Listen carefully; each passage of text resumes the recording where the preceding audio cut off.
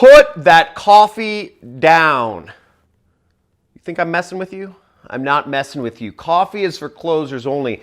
And in this video, I'm going to show you how to create a webinar presentation that will close the deal for you and help you or your company make more of that beautiful green. Let's get it.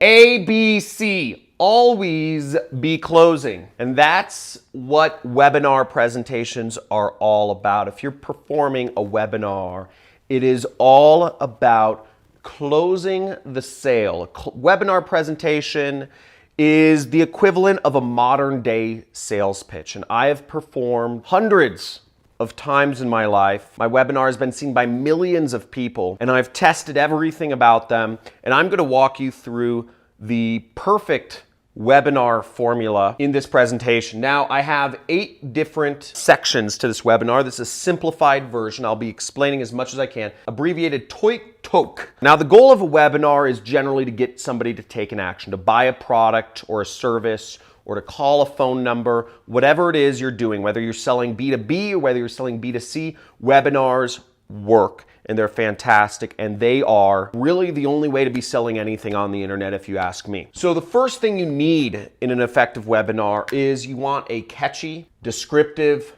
title. Some suggestions here. It should be about whatever product you're selling. If you're selling a marker, for instance, you have to, you want to say how to effectively use a man marker in 5 simple tricks that help your presentations. Whatever that is, you want to have a number typically. 2 big rules of thumb are if you can give people a time constraint, if you can say, I will show you 5 techniques to getting 2 dates in the next 30 days. But you want to give people what their result is. What is the result that people are trying to achieve? And give them some sort of time constraint. I like telling people, how fast they can do something, because people don't, yes, you might be able to get on 2 dates, but if it takes you 2 years, then that's not really a good use of time. So a catchy descriptive title that is talking about the subject that you are, or the product that you are selling. Next step is you need an outline, okay? So after you talk about the title, you want to give people, your audience, an outline of what you'll be talking about. And this can also be called future pacing. You want to give people an idea of what's to come. If you don't give people an idea of what is to come, people can just stand there sitting and staring at you, and they'll be bored out of their skulls. If people are bored out of their skulls, if people don't know what to expect, then you're not going to keep their attention. However, if you tell people, here's what you're going to learn in this presentation, I'm going to show you 5 secrets to performing webinars that will dramatically increase your sales. I'm going to show you how to automate your webinars. You only have to perform it once and millions of people can see it. So it doesn't take any extra of your time. At the end of the presentation, I'm going to give you a template for the perfect webinar formula that you can print out and fill in the blanks for your own product. Now you've got somebody's attention, and now they're waiting to see what's coming next and next and next. So that's a good outline. You want to keep people engaged for everything that is to come. Because maybe somebody's interested in getting that template for the perfect webinar formula, but they're not interested in the little training bits in between. So that way you keep them to the end. Next is you want to give an introduction. And this is an introduction to yourself or to your company if you're working for a company. Now, let me tell you a little bit about myself. My name is John Crestani. I was a medical guinea pig that was desperately trying to make money online. And I've gone on to make millions of dollars online.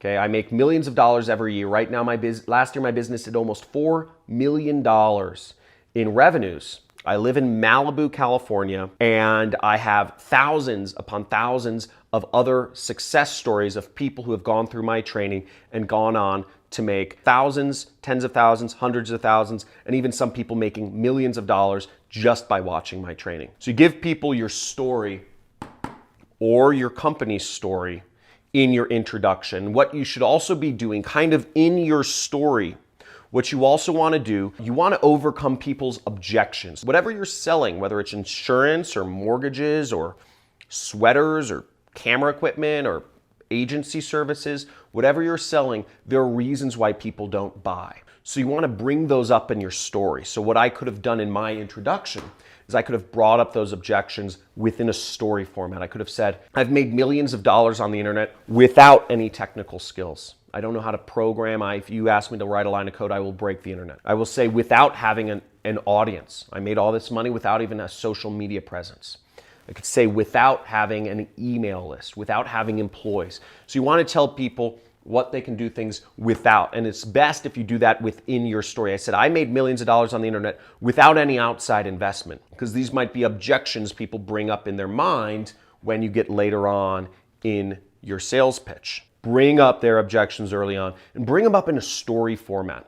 That's, I always see, the best way. Next is you want to actually deliver whatever your training is. Now, your training, this is generally a whole section right here, takes up about, let's say, 5 to 15 minutes. Now, the training itself should be maybe about 30 minutes long. 30 to 45 minutes is a good barometer here. You want to, generally your training should be on one of two things. You should be either giving people tips or tricks or techniques or tactics to do something. 5 different tactics to create the perfect lighting for your YouTube video set. Or you could do mistakes, tips or mistakes. One is framed positively, one is framed negatively. Mistakes are generally much more powerful than tips. You could say 5 common mistakes parents make in raising their children that cause them to have issues later on in life. People are much more attracted, for biological reasons I won't go into in this video, to mistakes, to the negative. People are much more attracted to the story where somebody, where there was a, mass gun shooting at a school versus somebody who donated schools to a community in Africa. One will make headlines, one might be page 3. And the training should be the bulk of, it should be the content that you deliver. Generally speaking, it is the reason why people are attending your presentation in the first place. Make sure to give some serious value here, and it should be interesting. Another technique is, if you're more advanced, within the training, you can talk about some case studies of people who used your product, which you'll eventually get to, or service successfully, or you could overcome objections within your training. Again, what are the reasons why people won't buy your insurance or won't contract with your ad agency? Might be they're worried about it's too expensive, or is your company HIPAA compliant, all that stuff. And you could bring that up in your training. You could say one mistake companies make is they don't work with an ad agency that is HIPAA compliant. I'm making up stuff here, but maybe you get the idea of what I'm talking about. After you deliver the training, this is where it starts to turn, and this is called the transition, to where you're going to start talking about your product. Now, the transition may be 1 to 2 minutes long. The transition isn't very long. The transition is extremely short, actually, but it's very important. It's a very pivotal part of your webinar presentation, because going from training to what we'll get to, which is the actual product or service that you're selling, moving from just helping somebody out to selling them something, there can be some inertia there. And you want to remove as much inertia as possible, so you're not just saying, hey, here's some tips. By the way, you want to buy my product or service? Right? That doesn't seem congruent. By the way, I have a product or service I'd like to sell you. So what you want to do in the transition is, generally speaking, the heaven or hell scenario is the most common that people use, and that's the one we'll talk about here. So the transition most commonly used by people is saying, okay, great, I just trained you. I hope you learned a lot about how to light your YouTube set. Hope you learned a lot from those mistakes and you got a lot of information and you're gonna go out and be successful.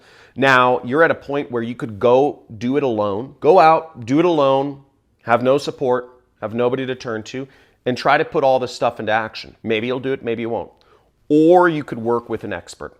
You could work with a YouTube agency or whatever it's called. You can work with a videographer or a set designer that is an expert, and you can have me do it all for you. That's a good transition. Now, the next step, after you paint that transition, you say, so you could go it alone or you could work with an expert. Let me explain to you what it means to work with an expert. And you go into your offer. This is where you describe whatever product or service that you're offering, okay? Whether you're selling insurance or interior designing, you could say, look, when you're working with this interior designer, when you're working with me and my interior design agency, you say, I am going to assist with the construction of your house to make sure that the paint and all of this stuff, your walls, you don't have any problems with the contractors. You list all of the benefits. I'm going to share with you my Pinterest boards that have the best, examples of design you can get done cheaply so your house can look like a $10 million house on a $1 million budget. Whatever it is you're offering, you go into that offer. You list all the reasons why you are the best and how it helps people. So let's say that's 5 to 10 minutes. And then you get into C, A, B, C, always be closing. And this is where you are closing the deal. You explain to people, put down a deposit to speak with me, and we can do a 1-hour consultation for $200. Or you could say, here, you can schedule an appointment to talk to me. Or you could say, here's how you buy my product. Whatever it is you're selling, this is the point where you close. Now, if you did this all correctly, you actually overcame every question that they would be asking at this point in your presentation itself. Any question that they'd be asking, like, can I talk to you afterwards? Or, how long do we work together? You should have overcame every one of those objections within your training, your introduction or your training itself. Every question that somebody should have had should have already come up, and you should have already addressed it multiple times so that they don't have those questions when they're here, when you're asking them to do what you want them to do. What most people do is they still have a Q&A at the end. So any additional questions, any additional objections that people have, you overcome those in the question and answer session at the end of your training. Now, that's all said and done. Let's say you're closing people. Let's say this is 5 to 10 minutes. You're in for anywhere for about maybe an hour to an hour and a half, okay, is a typical webinar training presentation. Shorter than a movie, but that's a typical sales presentation in person. That's a typical sales presentation time length for a sales presentation over the phone too. Boom! Now, that is how you deliver a sales pitch. I hope this was useful in some ways. If you got a lot of value out of this, I've done this a lot, and I do a lot of other online marketing in my business.